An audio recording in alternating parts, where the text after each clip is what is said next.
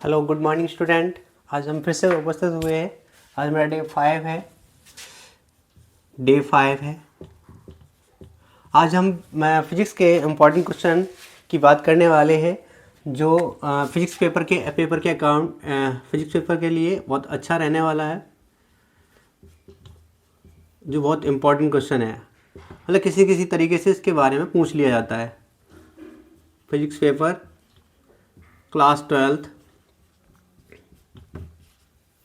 ये और ध्यान रखेंगे। क्वेश्चन आपका है ट्रांसफार्मर युक्ति। ट्रांसफार्मर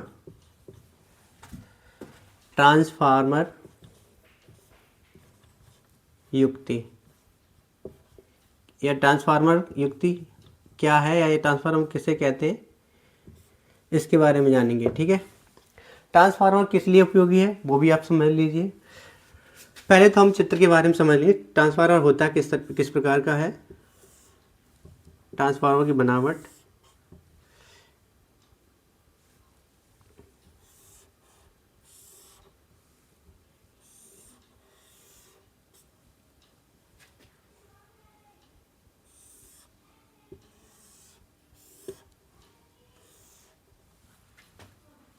ठीक है, ये इस प्रकार के इसमें फेरेनुमा कुंडलियाँ लगी होती हैं। ठीक है,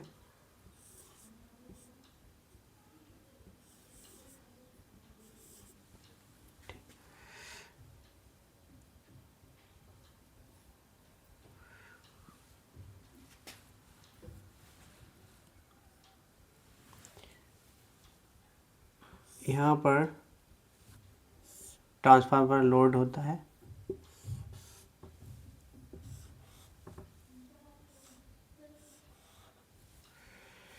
यहाँ पर ट्रांसफार्मर क्या होता है, सप्लाई।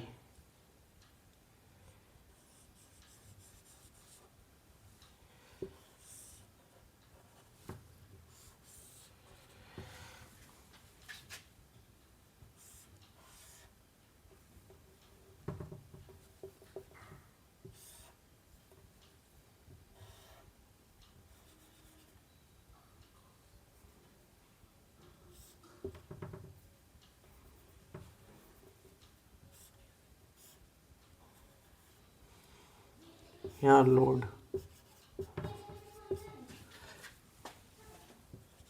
होता है। देखिए इसमें क्या है, यहाँ पर एसी वोल्टेज आती है, यानी सप्लाई, एसी सप्लाई या प्रत्यावर्ती धारा वोल्टेज कौन सी होती है, प्रत्यावर्ती धारा होती है। और यहाँ पर कौन सा होता है, लोड लगा होता है, जिससे कि हम कोई भी धारा को उपयोग के लिए लेते हैं। ठीक है, देखिए इसमें दो कुंडलियाँ होती हैं। एक कुंडली होती है S1, एक कुंडली होती है S2। S1 को प्राथमिक कुंडली कहा जाता है, प्राथमिक कुंडली, और इसको S2 को बोला जाता है द्वितीयक कुंडली, द्वितीयक कुंडली। ठीक है, अब हम जानते हैं ट्रांसफार्मर होते कितने। ट्रांसफार्मर युक्ति है क्या, यानी ट्रांसफार्मर वह युक्ति है जिसमें धारा की वोल्टता को कम या ज़्यादा करके हम उसे उपयोग में लाते हैं। ठीक है, ट्रांसफार्मर देखेंगे ये दो प्रकार का होता है। ट्रांसफार्मर कितने प्रकार होते हैं, ट्रांसफार्मर दो प्रकार के होते हैं, दो प्रकार के होते हैं।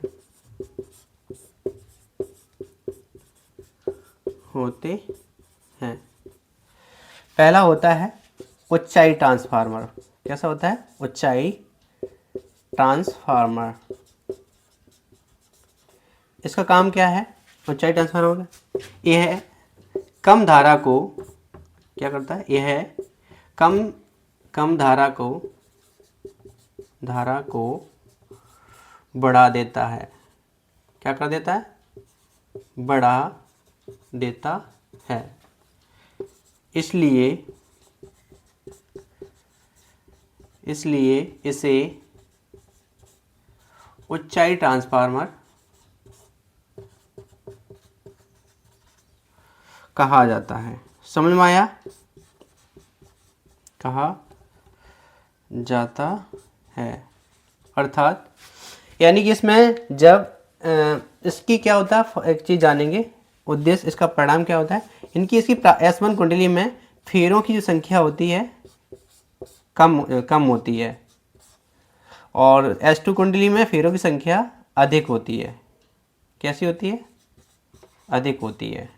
ठीक है, यहाँ तक समझ में आ गया? चलिए उतार लीजिए इसको। जो बच्चे लिख रहे हैं उनको पॉज करके इसको लिख सकते हैं। ठीक है, हम जानेंगे अपचाई ट्रांसफार्मर। अपचाई ट्रांसफार्मर, अपचाई ट्रांसफार्मर, इसका काम क्या होता है? अपचाई ट्रांसफार्मर अधिक जो धारा, जब धारा का प्रवाह अधिक होता है तो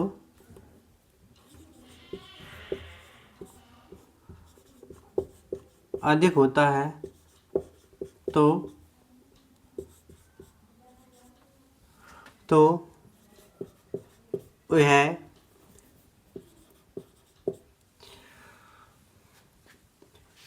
उस धारा को कम कर देता है। क्या कर देता है? कम कर देता है। समझ में आए आप? यानी कि इसका अपसाइड डाउन का काम क्या होता है, जब धारा का प्रवाह अधिक होता है तो उसको क्या करता है? कम कर देता है। अर्थात ये कहाँ पर यूज होते हैं? गांव में यूज होते हैं। कहाँ पर यूज होते हैं? गांव में। घरों में जब भी सप्लाई भेजी जाती थी तो उनके इसमें क्या होता है, इसकी S1 फेरे में कुंडली में जो कुंडली जो होती है उसमें फेरों की संख्या कितनी होती है? अधिक होती है। प्राथमिक कुंडली में फेरों की संख्या अधिक होती है व इसकी द्वितीय कुंडली में फेरों की संख्या कम होती है। समझ पाए? इनका उपयोग, उच्चाई ट्रांसफार्मर का उपयोग कहाँ होता है?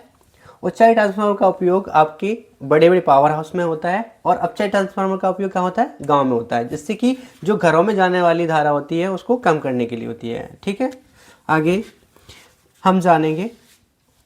देखिए इसकी दक्षता क्या होती है? ट्रांसफार्मर की दक्षता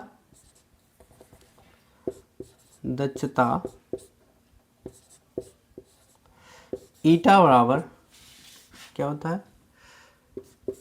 NS अपॉन NP बराबर BS अपॉन BP। यानी कि इसमें जो धारा के फेरों की संख्या है और प्राथमिक कुंडली S1 यहाँ पर S क्या है? प्राथमिक कुंडली है, और P क्या है? द्वितीय कुंडली है। SP यहाँ पे वोल्टा किसकी होती है? यानी सप्लाई वोल्टेज, और यहाँ पर लोड वोल्टेज क्या है वो आपको दर्शाता है। ठीक है, इस तरीके से आप दर्शाएंगे। ठीक है, नाइस टू मीट यू। आपसे अच्छे मिलकर अच्छा लगा। आप मेरी वीडियो को अगर आगे भी शेयर करते रहेंगे, लाइक करते रहेंगे और हमें सपोर्ट ज़्यादा करेंगे तो हम आगे भी आपको ऐसे बहुत सारे क्वेश्चन लाते रहेंगे। ठीक है, ये क्वेश्चन बहुत इंपॉर्टेंट है।